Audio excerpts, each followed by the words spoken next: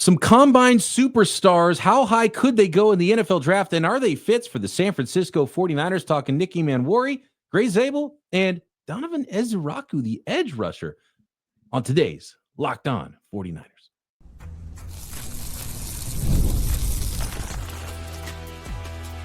You are Locked On 49ers, your daily San Francisco 49ers podcast, part of the Locked On Podcast Network, your team every day.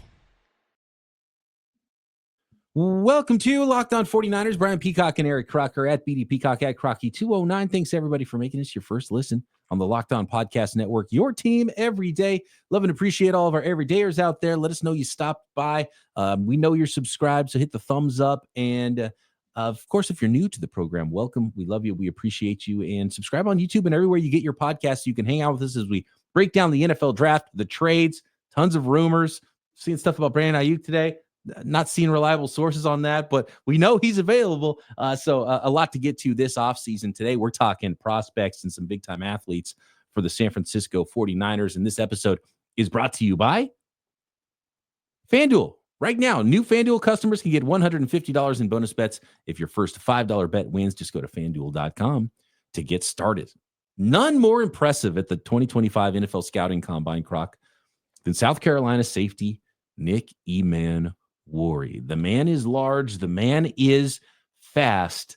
Does the tape match the combine workout? Croc, do you want me to lay out what the exact combine numbers were first, or do you want to go with the tape first in the notes and then talk about what he did at the combine? Well, I've seen his size, and this is one, a lot of times I try to, turn a blind eye to whatever testing they've done and let the film do all the talking. But I think for safeties in particular, because there's not a lot of instances where you get to really see a lot of their athleticism jump off the screen. So I think kind of knowing what type of athleticism he possesses and then talking about the film, I think we should go that route. I mean, he's big on film. You can't hide him. You know he was going to show up big at the NFL Scouting Combine, and he did. 6'3", 220 pounds, 32.5-inch arms. And then at that size for a safety, Croc, threw down a 4.38 40-yard dash, a 1.49 10-yard split, which is ridiculous for a man that size on that 40-yard dash. And I'm double checking here. 1.49 was tied with Darian Porter, who ran a 4.3 flat. 1.49 was tied for the fastest 10-yard split with Darian Porter, who's someone we're going to have to talk about, I think, in some upcoming episodes. So 1.49 10-yard split, the fastest, 4.38 40 time, one of the fastest 40-yard dash times for all the defensive backs at the combine. 43-inch vertical and 11.6 broad jump were both tops at the entire combine, Croc. 43 inches. It looked like he was floating when you see videos of that drill. I can't remember a guy looking like he was legitimately flying since, I think it was Byron Jones, who went crazy maybe 10 years ago at the combine before he was drafted in the first round by the Dallas Cowboys, a cornerback. I mean, the dude could just leap, and it looks when you see a still frame of the side view of their broad jump, it's like, man, they're getting that far and that high, and then you see him just kind of float at the top of their vertical jump, 43 inches. Pretty ridiculous testing numbers for Nick Emmanwori. Does the tape match, Croc?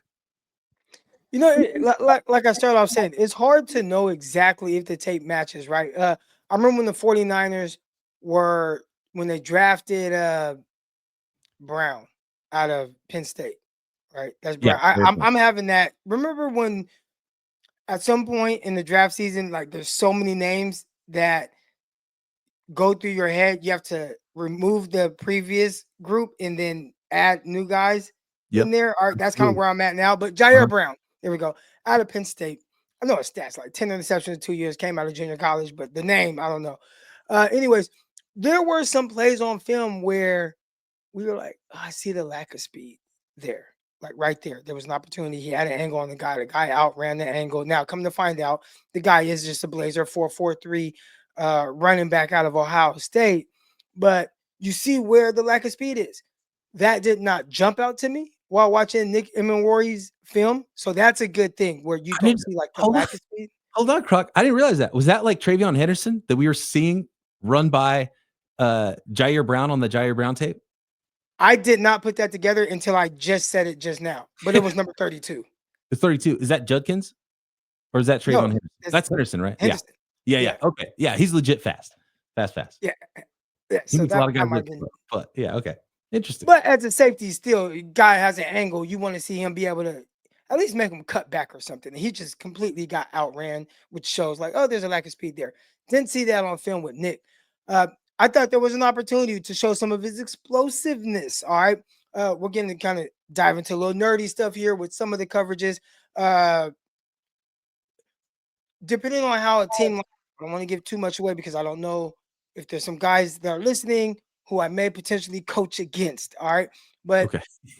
More times than not, a team go 3-by-1, we'll call our coverage, but to the backside, we'll call a special, which essentially our backside guy is locked up.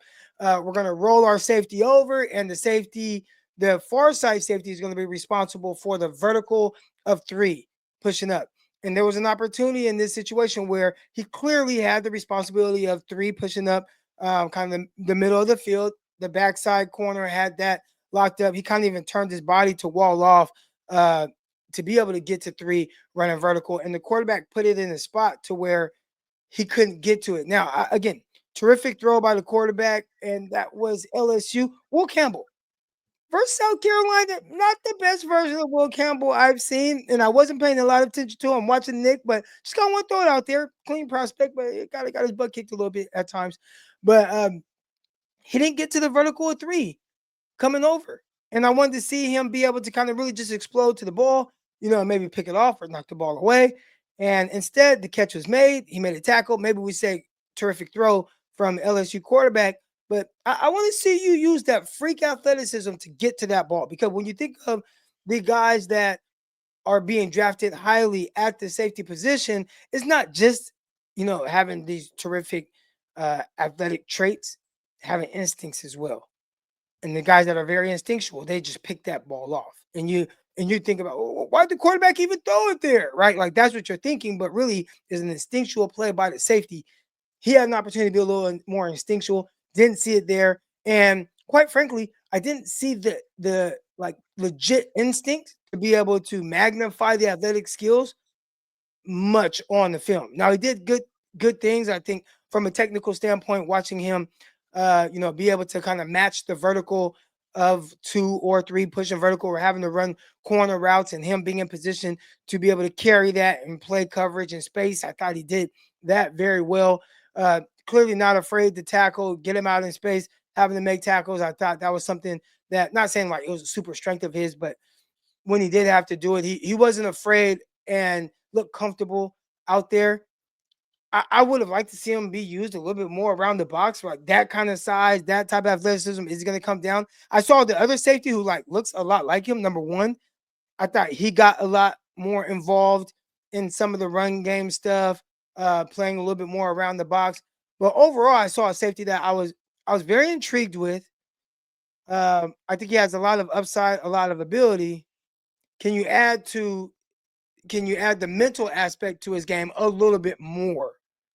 And I think that's what would make him more of a special guy and the instincts. Because, again, you think of some of the guys that I really loved coming out, the Derwin James, Mika Fitzpatrick. Like, they just made play after play after play, and they were very instinctual. And they just did these things that just jump off the film.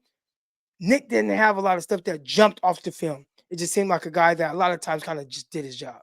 It's so important, the mental aspect of the game for safeties. And that's why it's hard to just, outrun the mental side of the game. Not that Nick Emmanwori was bad at that. And I was actually impressed with Nick Emmanwori because I heard about him as a prospect and there was whispers he was going to be at his size, run really fast. And I was like, okay, we'll get to him eventually. But, big box safety, the 49ers just, they're getting rid of probably Talanoa Hufanga. They got Jair Brown to play strong safety. They got too many strong safeties as it is, and so I was like, yeah, maybe he's not the first guy I'm going to put on my list to watch. And then, just hearing other people talk about him, I was like, well, is he going to have to convert to linebacker or has he got legit speed? And some people are comparing him to Kyle Hamilton. And then, and then some people are like, well, maybe he's like Taylor Mays because he runs fast and he's big, but he's not that instinctive. And I was like, I don't know what to think about this guy now. Okay. Now I got to really watch him, and he goes crazy at the combine. I was actually impressed. I like the way he moves at his size. He's just really naturally easy mover, and he's not like locked up and super even though he's big, he doesn't run like he's super long-legged. He's smooth running out there laterally. He's got range deep. He's got the size and the speed, and you love all of those things. He did make a couple of big plays. I think he had 2 pick sixes this year and 4 total interceptions. So he got his hands on some footballs. He's big enough to play in the box, obviously. If you want to convert him to linebacker, I guess he could do that. But, I mean, I was like, oh, he's actually a safety. Like, you don't need to worry about putting weight on him. Like, he's legit safety and has athleticism to be safety. The hard thing for me, and that's why I'm going to lean on you on this one with the DBs and where you think he should be graded and ranked out. I was impressed and was like, yeah, that's what first-round guys look like. Now, I don't think he was necessarily Kyle Hamilton as a football player on the field, but he wasn't Taylor Mays either. Like, I think he's a legit dude. And with that athleticism, he's probably going to go in the first round. But if he's there for the 49ers in the second round, he's not going to go pick 11 to the 49ers, right? Although I did see him right after the combine. By the way, the combine guys have gotten some massive jumps in mock drafts. I saw him at pick 13 to the Dolphins, and I'd maybe seen him in the late 20s in some mock drafts before the combine. So I think they let go of Javon Holland, huh? Yeah, they did. Yeah, so they do That's have somebody the 49ers should look into. They do have a need there. Talking about instincts and getting your hands on footballs and making plays, that's what Javon Holland was really good at. I don't know why or if he fell off at the end. I know there's some injuries as well with the Dolphins, but yeah, someone's like a ball hawking free safety that has range deep, but that can come down and do some things. That's what the 49ers need. Could Nick Emmanwori be that? I think he's probably more of a strong safety type guy in the NFL, but man, he does have range and athleticism. And so he's a really interesting prospect. Probably just with his athleticism and testing numbers, he's going to go too high. Like, he's going to go higher than he probably should, I think. Even though I like him as a prospect, he probably should go in that range where the 49ers are picking high in the second round. I bet he goes in the late first round at least. And who knows, maybe even goes top 20. Yeah, one of my questions I put on here is, can he play honest in the open field? There was a lot of him kind of tilting his body to kind of wall a guy off, and then, or if he goes this way, I'm just going to run to it. So I say that sometimes to my guy, take something away, run to something. And you saw him do a lot of that, but does he have the hips and the feet to be able to play square and just react and plant and drive, or use his instincts that way? And again, maybe it shows up in a lot of film that the NFL teams is watching. I watched 3 games, and some of it was kind of hard to see, some of his breaks and things. So I'm going to continue to dive into it and find out more and more. Like, is he someone worthy of being taken around the 13th pick? But right now, like you said, I wouldn't mind. I wouldn't mind at all taking him in the first round. It's just where. Freak athleticism. Loved how you talked about just the movement skills and being an easy mover, because I thought for a guy that is bigger, he was very fluid. And when you think of Kyle Hamilton, those were some of the things. He covered a lot of ground, did a lot of really good things. He just tested terribly, still ended up being drafted high. But they're similar in that standpoint where I think they move very well. Does he have the same kind of versatility as Kyle Hamilton? That's a question I'm not sure. And when I say that, Kyle Hamilton, I mean, he got to Baltimore, and they use him all kind of different ways. Whether you want me around the box, you want me to blitz, you want me in the nickel, you want me to guard guys in space, you want me to play man-to-man. Like, they do a lot with Kyle Hamilton, and he just continues to excel. Can Nick Emmanwori be that? More guys that are really interesting for the 49ers in that early second round range, if they get there. Gray Zabel, probably a center in the NFL, played left tackle at North Dakota State, and Donovan Ezeiruaku, one of the most interesting prospects to me as we get into this post-combine now, edge rusher out of Boston College. Next.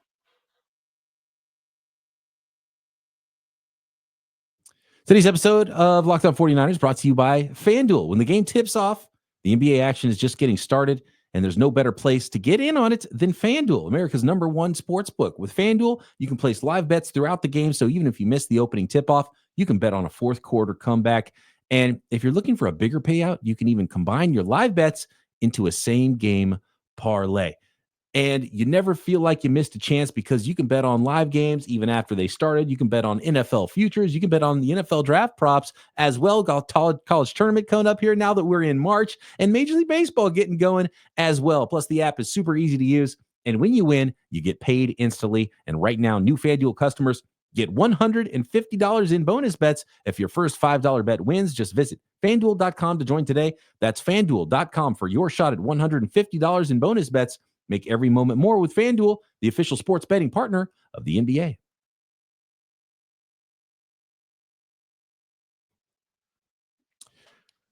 One more quick note on the safeties before we move on to Gray Zabel and Donovan Ezeiruaku. Do you remember Kyle Hamilton's rookie season? There was like early on in the year, there was a play where he got bit on a double move or something. He got beat deep. And everyone's like, oh, there you go. It's too slow. Bust. Bad player. And then all he did from there was just be phenomenal and be like an all-pro safety. And it's all upstairs. And you know what's interesting is Malachi Starks, who I think I liked a little bit more than you in probably one of the other, maybe the only other first-round safety prospect, depending on what of these DBs and might end up playing safety in the NFL that are corners. But Malachi Starks didn't work out great at the combine. And he ran a 4.5. I mean, it was fine, but he didn't, go crazy when you compare him to someone like Nick Emmanwori. Malachi Starks, if I can find it here, he ran a 4.5 flat at 6 feet, just a hair under 6 feet 6 feet 7/8, 197. 4.5 flat. He had a 36.5-inch vertical, which is solid, but he ran a pretty slow 3-cone and shuttle, if I'm not mistaken, which is really interesting. So he should have stayed away from that. What about the other Watts?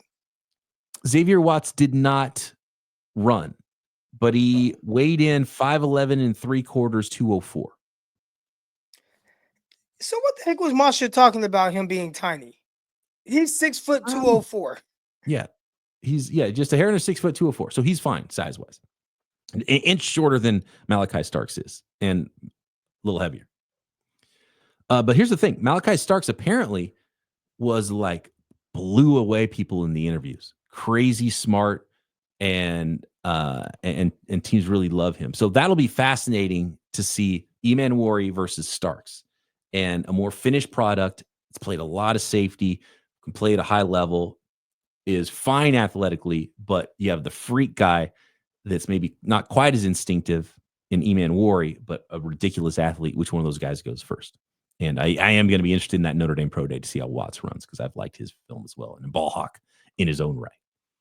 Not touching any of these guys before round 2 probably, though, right? Like none of these guys, and Starks probably ran himself out of being, potentially a top 11 pick because he was in the top 10 of some mock drafts. And, you have to be a freak at safety if you're going to go that high.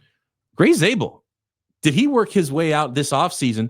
And so Gray Zabel nailed it. If you want to find a prospect that's going to go high and maybe surprise people how high he goes, have good film in college, go to the Senior Bowl, knock it out of the park, go to the Combine, knock it out of the park. That's what Gray Zabel has done. Now, he was a left tackle at North Dakota State, but he was working out at the Senior Bowl at center and guard and looked really good in the process doing it. Gray Zabel at the Combine, Croc. I got to go to the O-line times. 6'5 7/8, 312 pounds, 32-inch arms, short arms. That's why everyone wanted to see him. The coaches and teams wanted to see him at center and guard at the Senior Bowl instead of tackle because they knew he wasn't going to stick a tackle in the NFL, even though he has the athleticism for tackle. 36.5-inch vertical, Croc, and just smooth with it in the drills. By the way, Malachi Starks as well, just ridiculously smooth in the drills. GPS times, Croc. Malachi Starks, the fastest of the safeties. GPS time during the drills at the Combine. Interesting. Play speed versus time speed. I love the GPS. Just talked about that with the little receiver out of Oregon. Yeah, exactly. Yep. So Gray Zabel, put on the tape. You watched a little bit of his Senior Bowl stuff as well. What did you see from him? Is he a guy that's going to sneak into the first round? Is he a guy you would want for the 49ers in the second round as potentially the center of the future? Well, I didn't look at his height and weight, and just watching him first at North Dakota State and watching him at left tackle just to see what that looked like. And I know you had kind of noted, hey, he's going to be playing interior, all right? But I wanted to see, like, okay, what does it look like at tackle? And I didn't see, like, the testing that you're telling me about didn't quite match the athlete on film. I thought it was just like kind of a little clunky with the feet at times, maybe didn't. On the edge, I'm talking about on the edge at tackle with handling speed. He kind of like tried to just jump to it, and I saw some of that even in the interior as well, where instead of just I'm going to kick slide, and then shoot my hands, it was almost like, let me just get there and just lunge. And I saw a lot of that. So that kind of told me, like, does he not trust his feet? But then you talk about the testing, and that doesn't quite match that part. I thought the strength was solid. You weren't seeing him get bulldozed, even with the whole thing with the speed. I didn't see guys just beating him around the corner and getting to the dummies when they're doing the one-on-one drills.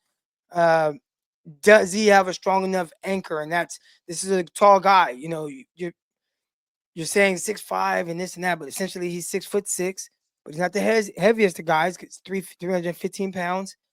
How is he going to handle some of that strength when guys kind of long arm him and bull rush him back in quarterback's laps? Are they going to have leverage on him and get underneath him? That's one thing, especially in that interior, that you would like to see. You think of some of the guards 49ers have with like Aaron Banks. He's not as tall and he's much heavier, right? Like you want to be able to anchor down in the middle, especially when you're going to be playing those 3 techs and 0 tech guys. So watching a lot of them at tackle and then jumping and watching him in the interior, I didn't have like a main takeaway other than like, oh, he's a solid prospect. I think the testing is going to be more intriguing to teams because, well, he clearly has the athleticism to be able to move. If you're the 49ers, that's what you're definitely going to like. They don't care about when I just talk about kind of bull rushing him and all that. They're like, man, can you move? Can you run block? Can you get out in space? I think he does those things well. Yeah, I think he does everything well. And I'm kind of leaning more on the Senior Bowl stuff for the evaluation just because, and there's a lot you can learn from seeing his tape at North Dakota State, but just because of the level of competition and seeing him against those guys at the Senior Bowl and seeing him inside was pretty important to me. And Croc, you nailed it. The one thing I'm worried about with him is even because he won most of his reps at the Senior Bowl, but he also kind of gave ground a little bit too much in some of those reps. He stayed in front of his guys almost every single time, but guys were able to get under him, and guys were able to push him back a little bit. So, at that height, the anchor is probably going to be the number one thing. And there's going to be some big old donkeys in the middle of those defensive lines, right? Those nose tackles are going to be able to root you out of there. And so that's the one question I have with Gray Zabel. And it's probably the biggest difference between Gray Zabel and a guy who did end up in the first round last year, who was a conversion at Duke from left tackle to center, and that's Graham Barton. I think Graham Barton went 26 overall to the Bucks. I don't think Gray Zabel should go as high as Graham Barton did. Graham Barton's a better prospect. Graham Barton was an ass kicker, right? I didn't see quite that, the physicality and the power from Zabel that I saw from Graham Barton last year. Similar guys, I think, athletically. Barton was pretty good athletically too. So I think one of my things is guys who have good combines, but 36.5-inch vertical for a 312-pounder is kind of ridiculous. That's ridiculous. Yeah, like that's leaping for a dude. So he's got some explosive ability in his legs and his lower half, and he has some athleticism. So I do love the conversion to center. And so to me, these last two guys that we're talking about, Gray Zabel and Donovan Ezeiruaku, they're the second round version of first round guys if you can't get certain guys in the first round. I'll talk about who those guys are and what these players are and where I think Zabel and Ezeiruaku should be graded for the San Francisco 49ers next.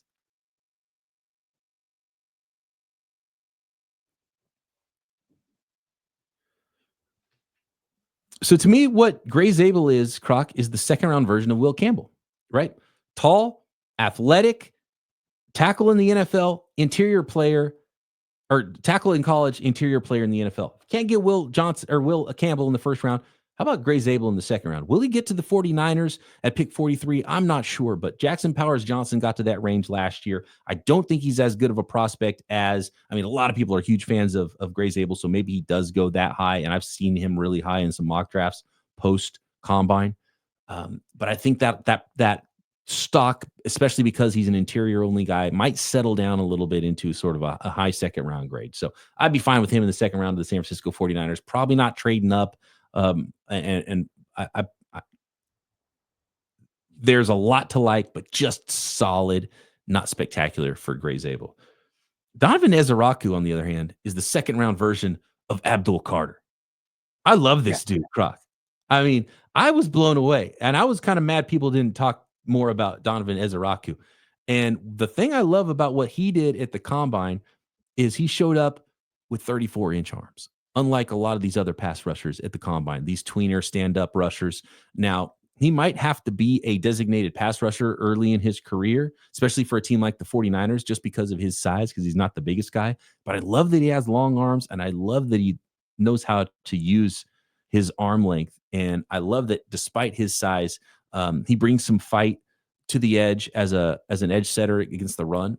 But as a pass rusher, Croc, he's kind of got everything. He's got bend. He can use his hands. He gets around the corner. I mean, what's not to like about Donovan Ezeiruaku? And let me get his official measurements here. Donovan Ezeiruaku, Boston College, 6'2.5", 248 pounds. So a little bit on the smaller side, right? For a full-time edge. What's the height? 6'2.5". 6'2.5", 248. So, can he stay in the 250s range in the NFL would be the big question there. 34-inch arm length, though. Big wingspan, 82 3/4 inch wingspan, which is like, let me find another guy that's kind of comparable just so you can kind of see how big that is. Let me find a big guy and see what the wingspans are. 34-inch arm length. I mean, that in general is very impressive. And that'll make up for, not that he's short, 6'2.5". Essentially, you walk up on a person that is a 6'3" man walking around. But to have those arms to make up for whatever lack of length that teams would ideally like, I think that's something that maybe have him go a little bit higher than some expect. And he's somewhat, basically all he is just kind of short, because he's pretty stocky and strong for how tall he is. He's just not that tall. If he was 6'4", he'd probably be 260, 34-inch arms, and we'd be talking about a top half of the first round guy instead of maybe a high second round guy. And who knows, he might sneak into the first round as well, because there's just a lot of these guys that are these stand-up sort of more 3-4 style edge rushers. Donovan Ezeiruaku is one of them. And to be honest with you, he might be my favorite now. And here's the combine. Now, he didn't run a 40. I mean, he looks fast on the field. I don't know how fast his 40 is, but he did 35.5-inch vertical jump. But here's what he did that's important, Croc, the 3-cone. 6.94 3-cone. And for edge rushers, the sub-7 is the magical number. He had by far the fastest 3-cone of anybody amongst the defensive linemen and edge rushers in the combine, and by far the fastest 20-yard shuttle as well. 4.19 in the 20-yard shuttle, Croc. Nobody was under 4.3, and I think there was only 3 or 4 guys that were under 4.5, and he was 4.19 in the 20-yard shuttle. Also, 22 reps bench press as well for 6'2.5", 248. So he puts in some work in the weight room. And I just love the way he plays. Especially more difficult when you have those 34-inch arms, much longer. The athleticism part matches up with my notes. All right, now, again, this is a guy, I had no idea what his testing numbers were, how tall he was, how much he weighed. I didn't know any of that. I'm just watching the player, all right? But you talked about some of those things, and I highlighted that. Nice change of pace. Nice acceleration. When he puts in his foot in the ground, he explodes forward. And you could just see the change in the speed when you're watching this film. So the athleticism part, that was definitely jumping out. Good bend, very fluid mover. He had second reaction moves when it came to being a pass rusher. These are a lot of the things that you wanted to see out of the guys that people were saying are the top guys, right? If these were some of these, and we'll get to some of my other stuff because you talked about maybe not being kind of a power guy, and that showed up in my notes, so I'll read those things off. But the Shamar Stewarts of the world, right, where everybody loves freak athlete, all that. But my notes did not look like this when talking about him as a pass rusher, as you are with Donovan. All right, but some of the things that may be a little bit more worrisome if you're saying, hey, the 49ers have been a 4-3 team, and you got to come in here and be a 4-3 edge rusher. I thought he had trouble with his footing when needing to use power. So if there were times where it's like, I got to be a little stronger, it was almost like his mind is telling him, you got to be stronger and more stout here, but his body is telling him, win with athleticism. Yeah, it was almost like he's confused and he just hit the ground. Yeah. And he loses footing. I thought he was undisciplined versus the run. There were times where maybe he's supposed to be an edge setter and he's kind of diving inside, and they're able to bounce the run outside of him. It's like, dude, you got to be sound with your gap integrity when you're out there on the edge. So how good is he going to be with being able to set the edge? Can he be stout versus that for a team that wants to run 4-3? question, does he have speed to power? All right, you want to see. He has those long arms. So he has the ability to get in the guy's chest, long arm him, put him back. But does he have the power to be able to do it? So speed to power. That was a question. And then my next one, because I put speed to power, then the next question was, how's his strength? Right? So there were a lot of things that were concerning when it came to this power aspect to his game. But the athleticism part, I thought was terrific, especially when you watch his close the speed from getting around the corner, bending, getting to the quarterback. Now, if he had everything, then we probably would be talking about him, being a top 10 pick. But the power aspect of it, not the biggest of guys, has length, but not the tallest of guys for edges. When you have these 6'4", 6'5" guys, I think that's where someone may find them a steal if he gets drafted second round. Reminds me a little more of Harold Landry. Was Good one. Yeah, Harold Landry. I was thinking Yannick Ngakoue, but that sort of undersized pass rusher that knows how to get home. Harold Landry's a good one, and he ended up going second round, right around that area, 40s, 50 overall, something like that. Right before Dante Pettis. Because I remember that was the guy I wanted for the 49ers, and Niners traded up, but they didn't trade up high enough. It was like 1 or 2 picks before Dante Pettis in that draft, 2018. No, that's a good one. Yeah.